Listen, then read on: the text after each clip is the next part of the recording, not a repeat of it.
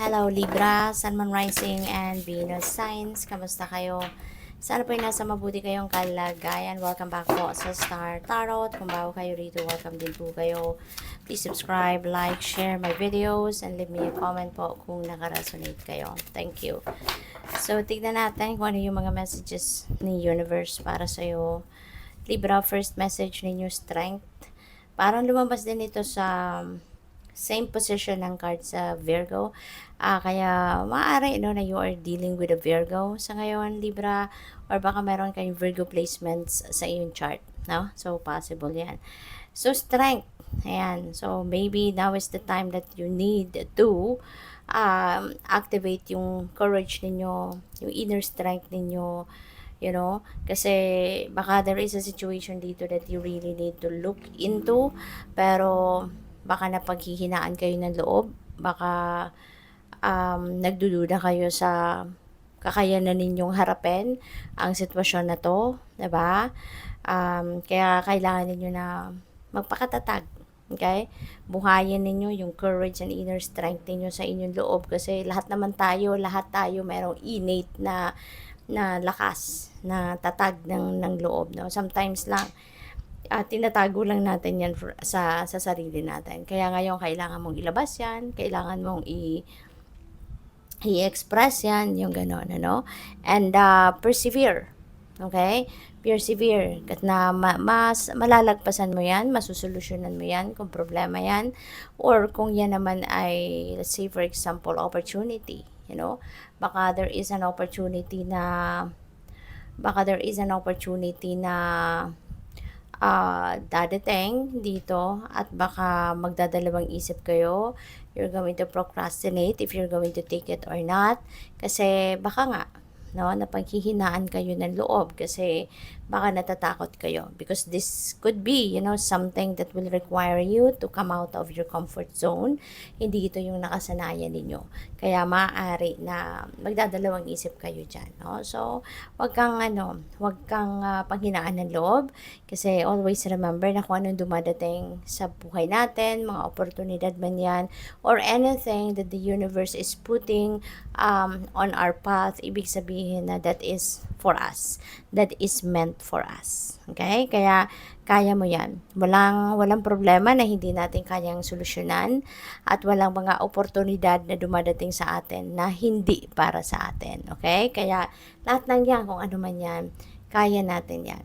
No, mapagtatagumpayan natin yan. Alright? And also, maybe you need to embody compassion sa ngayon. Maaari din naman na talagang you're such a compassionate person, Libra, no? Kaya kailangan mo lang sa ngayon na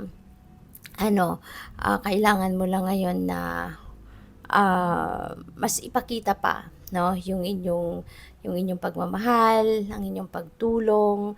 Maybe meron akong naririnig na good deeds, kaya maaaring you will be doing a lot of good deeds sa ngayon, because maybe there are a lot of people as well na pwedeng lalapit sa'yo at hihingi sa'yo ng tulong. Okay? So, by the way, I would like to say hi muna sa ating beloved channel member, no, na si @nel0929.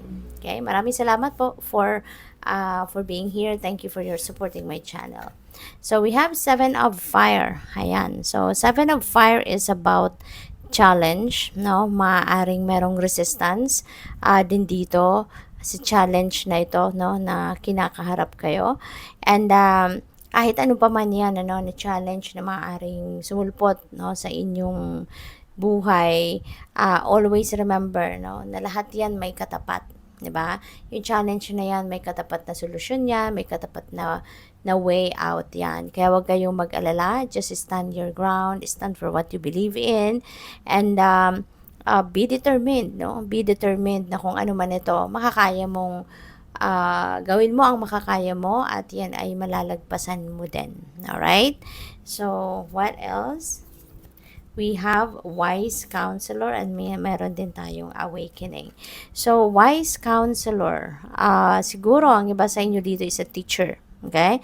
Maaring kayo din ay isang spiritual counselor, maaring kayo din ay isang mentor, life coach, no? So, maaring along those lines, no? Yung mga yung career ninyo or yung mga ginagawa ninyo sa buhay. Pupuwede rin ang iba sa inyo rito, it's either kayo yan or baka kayo ay naghahanap ng mga ganon klaseng tao because maybe there is something na gusto mong ikonsulta, maybe there is something na gusto mong matutunan from them, maybe you are curious about something and you want to consult with them. You know, pwedeng ganon. Baka ang iba din sa inyo, you know, is focused on education. Maybe ang iba sa inyo dito is teacher or baka kayo ay yung estudyante. Regardless, no, whether ikaw yung teacher or estudyante, just the same, you know, you are both learning. 'Di ba? Kasi yung teacher, hindi rin natatapos yung kanyang pag-aaral. 'Di ba? Patuloy, no, yung learning then ng teacher so that there will be more that the teacher can share with the students, 'di ba?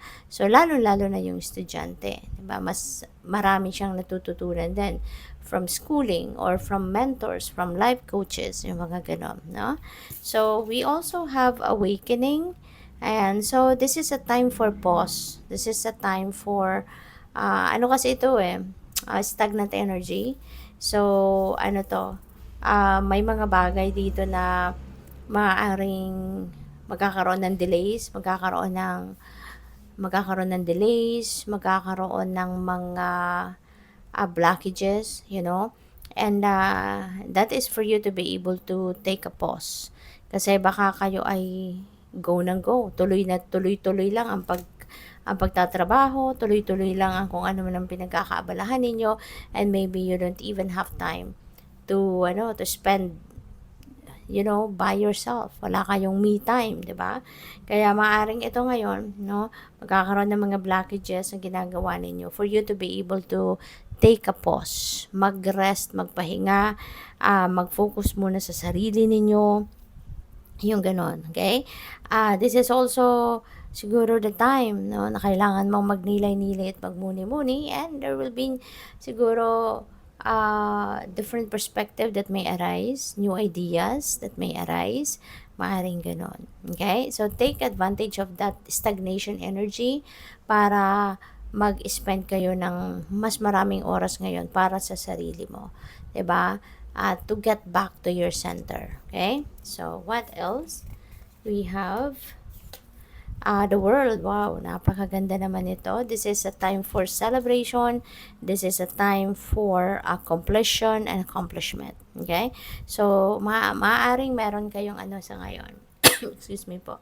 Maaaring meron kayong mga bagay na ginagawa na medyo matagal-tagal na, no? And now, finally, it's gonna come to its completion, no? So, siguro matatapos mo na yan. Kumbaga, ka-graduate ka na sa kung ano man ang ginagawa mo na yan. Or speaking of graduation, baka meron talagang pag-aaral na ginagawa ang iba sa inyo na matatapos mo na sa ngayon, no? So, ayan, there is going to be accomplishment, achievements, completion, and so you will deserve to celebrate, diba? You will deserve to celebrate kung ano man yung napagtagumpayan ninyo or mapagtatagumpayan ninyo. Okay? So, before you move on to the next, diba? Kung ano man ang next chapter sa buhay mo na gagawin mo after this completion, so, enjoy mo muna, savor mo muna yan, diba? Para mas ma-inspire ka palalo, diba? Sa mga susunod mo pang gagawin. So, pwede rin na meron travel dito na mangyayari, no? Libra. So, we have ask for help from others. Kung sa tingin ninyo na kailangan ninyo ng suporta ng iba, kailangan ninyo ng tulong ng iba, then don't hesitate to ask for help. Okay?